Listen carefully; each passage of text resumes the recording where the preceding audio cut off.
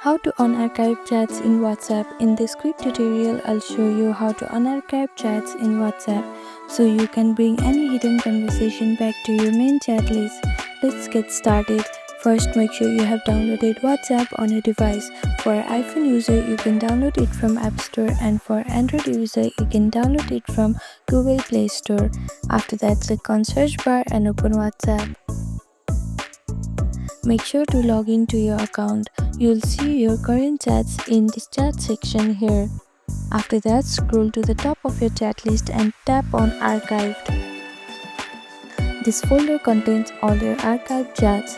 To unarchive a chat on Android, tap and hold the chat, then tap the unarchive icon at the top. On iPhone, just swipe left on the chat, then tap on unarchive. The chat will now move back to your main chat screen. And that's it. This is how to unarchive chats in WhatsApp. Thank you for watching this video. Please do not forget to like, share and subscribe to our channel, and comment down below if you have any other queries. Thank you.